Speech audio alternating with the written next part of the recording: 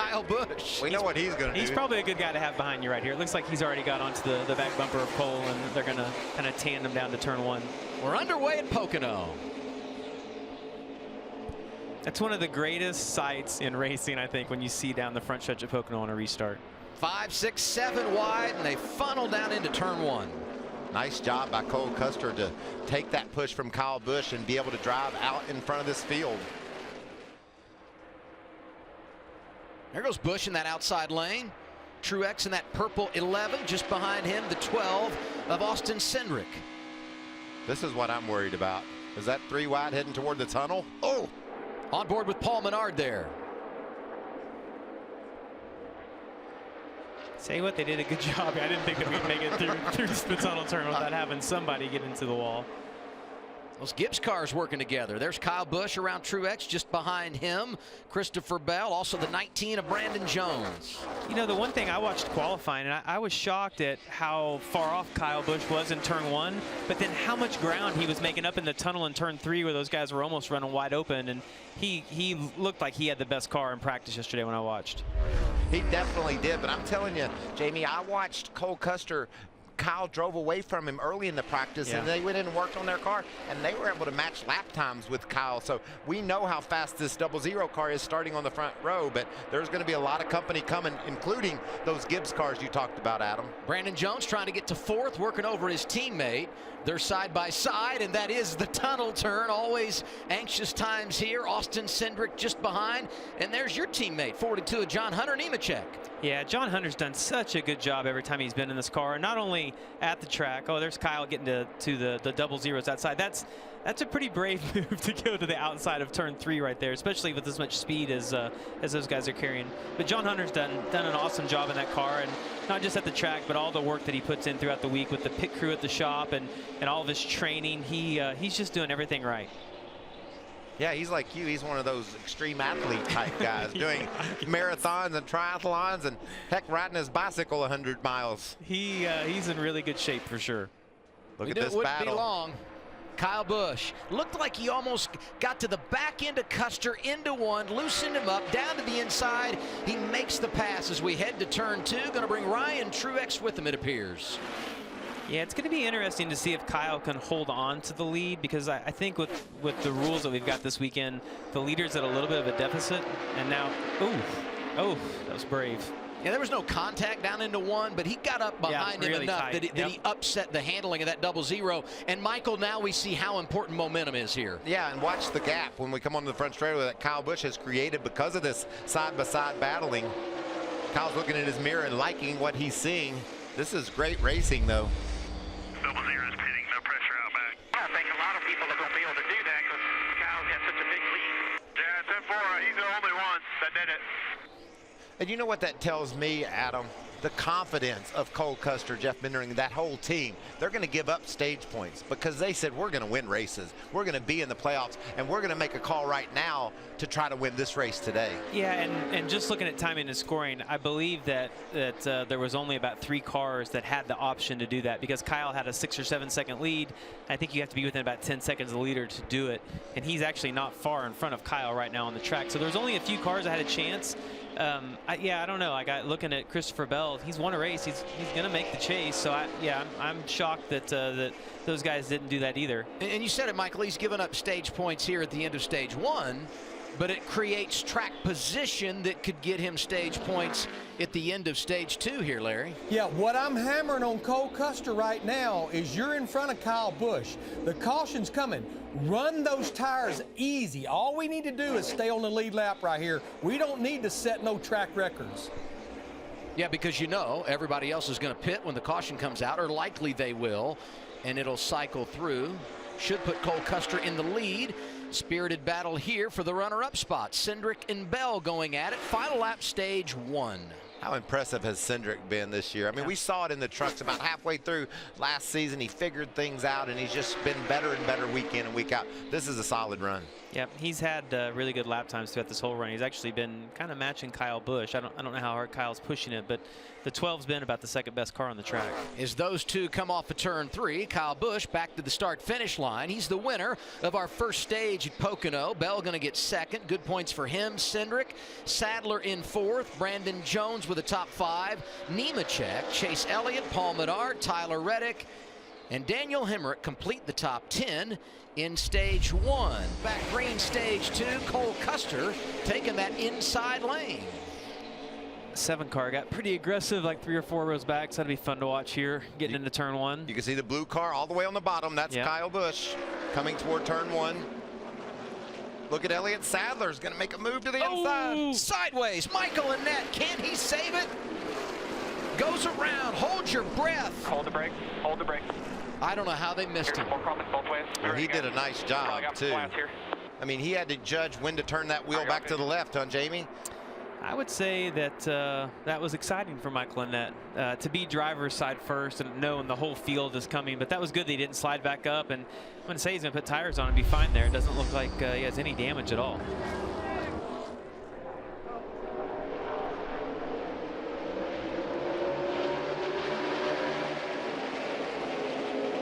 As was John Hunter Nemechek, right on the back of Allgaier, and that's going to shoot that outside lane ahead. Kyle Busch, Christopher Bell restarted 21st and 22nd respectively after those penalties on that last cycle of stops. Custer out front. Allgaier looking to the outside. Nemechek gets upset as he comes off of turn 1. Everybody's gotten their cars freed up now. You can see them all having to work really hard in that first corner. Everyone looked like they were pretty loose right there. Cole Custer continues to lead, but it's tight. Allgaier second, Menard is third, Austin Cindric is now there in 4th. Little ways back to John Hunter Nemechek.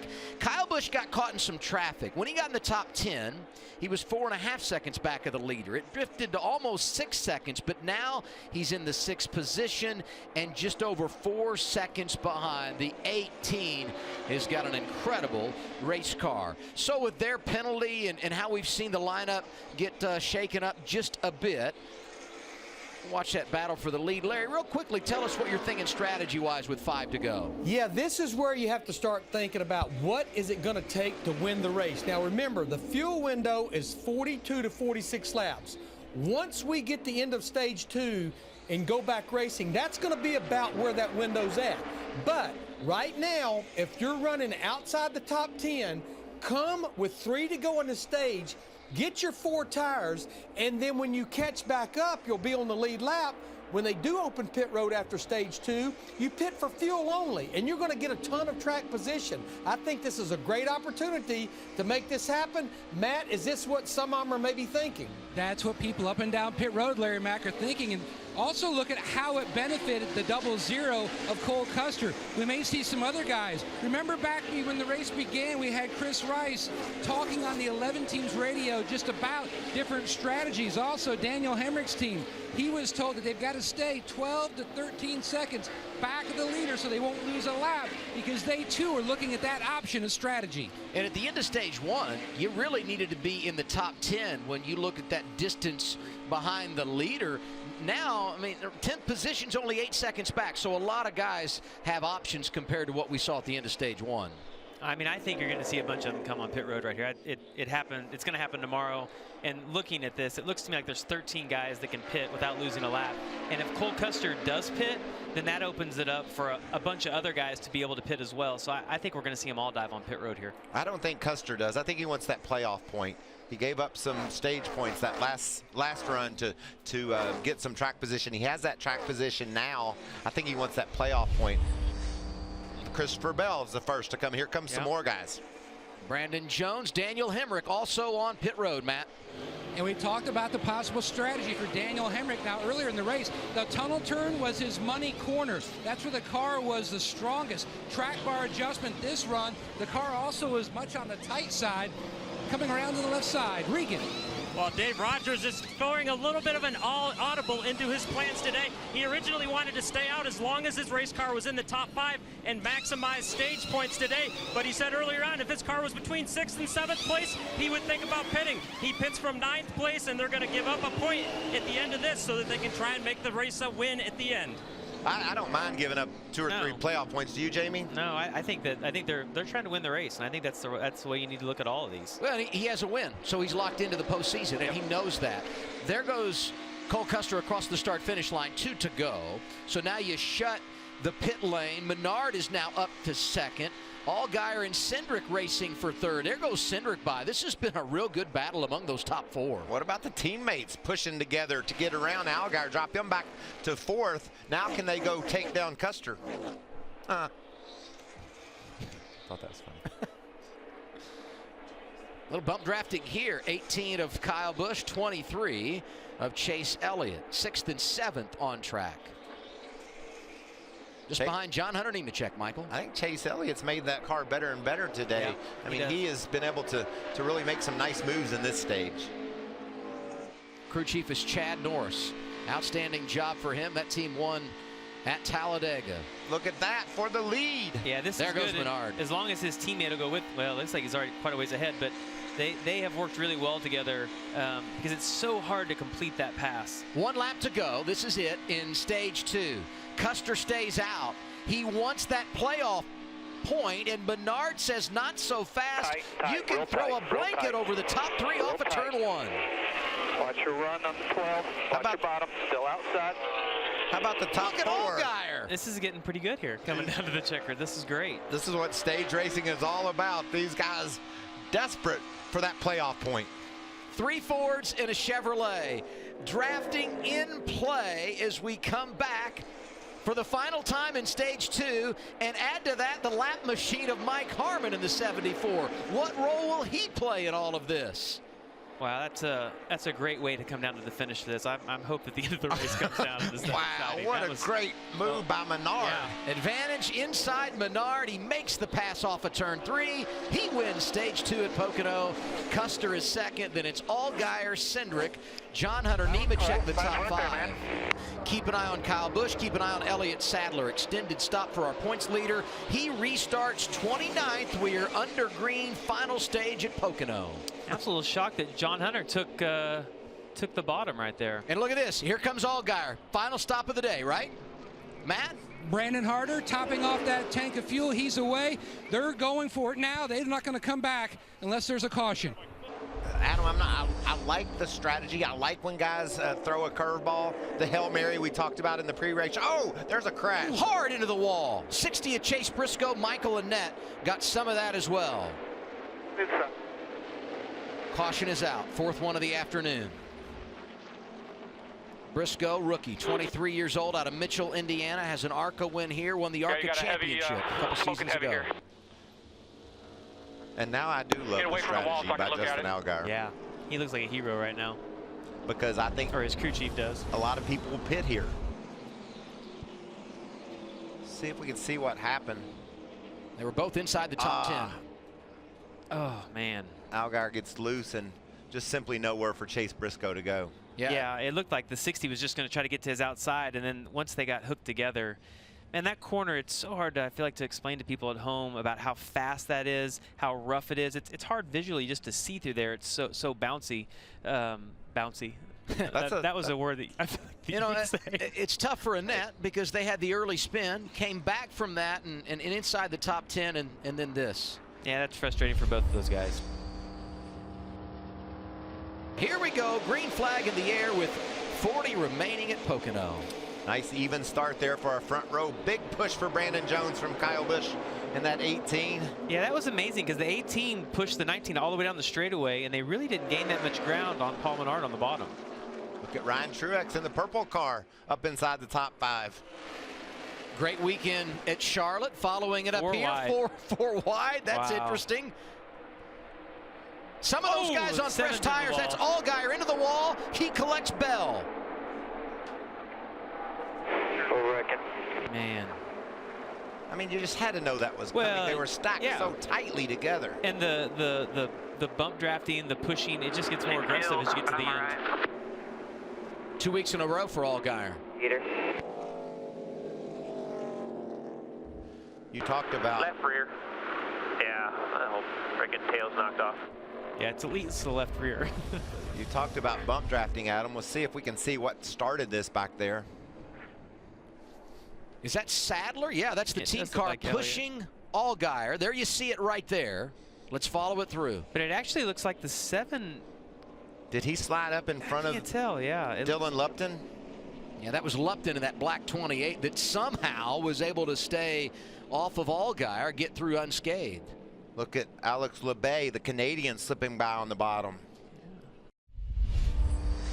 35 laps to go when we get the green. Kyle Busch takes the outside lane. Yeah, 4th place is the second best position to be in on these restarts, and it looked like Cole was already pushing Kyle at the start-finish line. So it'll be fun to see if Cole can challenge Kyle here if they come off 1st and 2nd. That inside's at just such a deficit when the outside can get locked together. Look at the nice run by Hemrick. You talked about the outside. He's able to make it work up there as well. They're going to go 4 wide again across the Long Pond straightaway. Don't put it past them. Maybe cooler heads have prevailed just a bit compared to that last restart. It's Yeah, Busch, Custer, then Hemrick. Looked like the 9 car had a pretty good run off of turn 1. Shane Lee in the top 5. Haven't said that today. That's impressive for him to be in the top 5 this late in the race. It's really good. And there they are, 3 wide on that short straightaway. The 22 car pounding ahead. Saw the 23 at Chase Elliott. Michael, from 12th to 6th. Maybe those tires do mean something for the 2014 champ. Yeah, when you can hear the engine and the throttle position, they're not out of the gas very much on these restarts.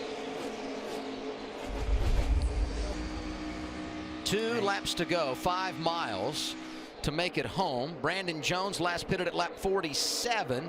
He's still out there, so all those guys that pitted at lap 52 and beyond should be just fine to make it on fuel unless something should happen here and get us into overtime. Here we go once again for the 2nd spot.